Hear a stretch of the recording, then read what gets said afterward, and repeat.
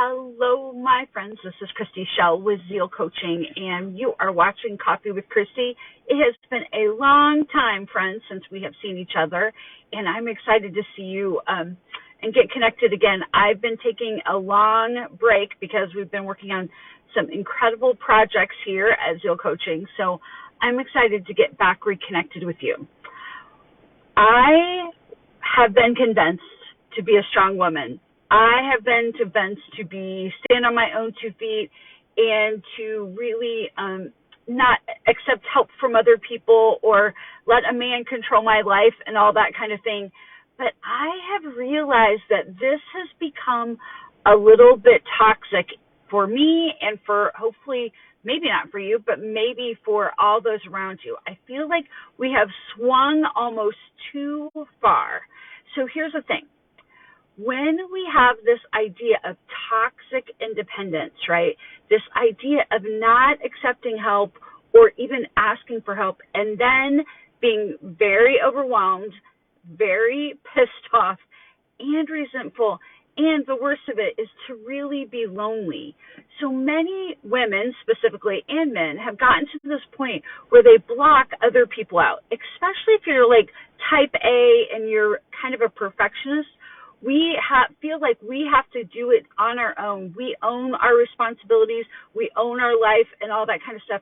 And we have stopped sharing that responsibility with each other. I have seen this happen over and over with men. I've seen it happen specifically a lot with independent women who are not married or are single moms. And they feel like they have to do it all on their own. And what happens is they're just really resentful. They're really tired.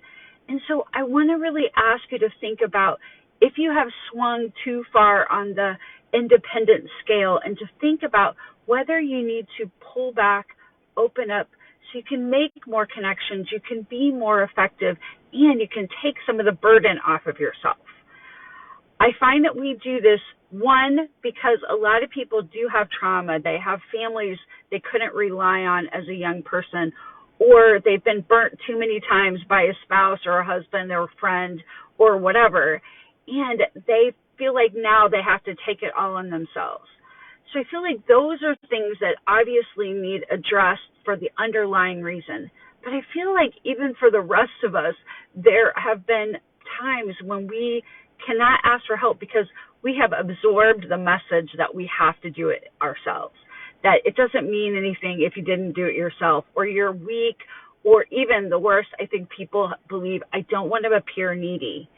And there is a difference between being needy and being responsibly asking for help. Because here's the thing, asking for help makes you more effective. It's wise. It means that you're strong and that you can ask for the things that you need, and you can ask and allow people to come into your life and help support you and care for you. That's the biggest thing. When we start to do this, we stop allowing people to care for us. We stop allowing people to feel that trust and intimacy because we don't let them in. And we feel lonely because of it. One of the things is really to think about the rewards of this. When we collaborate, we're more effective. We have that feeling of synergy. We feel that connection. We feel that intimacy. But we also allow other people to shine, for their self-esteem to come on. And actually, when we do this, especially in a team or with our spouse or with close friends that are our support system, we feel empowered because we feel like we have hope and we can solve things together. But we really have forgotten that this is a piece, that we were meant to live in a community, that we were meant to live in a family, that we were meant to live in a group of loving people who take care of each other. And I think we've really forgotten that that is really important to our well-being and our psychological and mental health, and to just be effective as a person. You don't have all the skills, you don't have all the strengths, so let's let other people shine into our lives to help them. Here's the thing, though. If you've been really independent for a long time, and you're needing to grow that skill of being interdependent, which is the healthier sense of I can be independent when I need to. I trust and have confidence in myself, but I'm also going to let other people in. So this concept of interdependence is really critical. Can you be in community, help, and be independent when you need or have to? So the idea is this. If you haven't been doing this for a long time or you've gotten out of practice, the whole idea is to slowly let people in. I firmly believe in letting people earn the right to be in your life, to, giving them a little of whether it's your personal thoughts or emotional support or even tasks to see if they follow through. But what do they do with that? Do they show and prove that they are trustworthy or that they're worthy of caring for you? Do they offer and then you block them, or do they offer and you let them have a little bit of opportunity? So we have to sometimes ask, sometimes we have to allow people in, and then sometimes we have to stand back and let them, because it's easy to kind of step in and try to retake it over. So allowing people slowly to build your trust, slowly to let them also to trust yourself, that you can trust people. Sometimes we're just not very good at picking people that are reliable. And so finding them and really allowing people to shine for you. We may have to teach them how to treat us, especially like our kids. If we're giving and giving and giving, and they're taking and taking and taking, they're going to feel entitled. And we have to learn how to ask them to help you, and to let them in. And then they feel trusted and empowered. And then you also are more effective maybe in your household or something.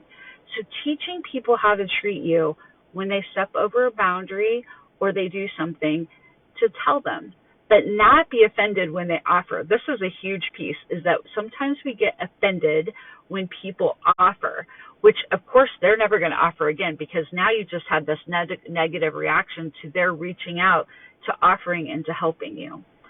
If you're feeling lonely, if you're feeling overwhelmed, I really want you to think about, how do I turn and allow people to help me? Or how do I ask and invite them in? I hope you're doing well. I hope you take this to heart, and I hope you see where it might fit into your life. If you need help with these kinds of things and support, please feel free to contact me at any time. I'd be happy to have a conversation with you and to see if we can coach you to help your life feel richer and more supported, and to live your life with zeal. This is Christy Shell. I'll see you next week. We're back with Coffee with Christy now every Friday, and I hope you have a beautiful fall day. Thanks.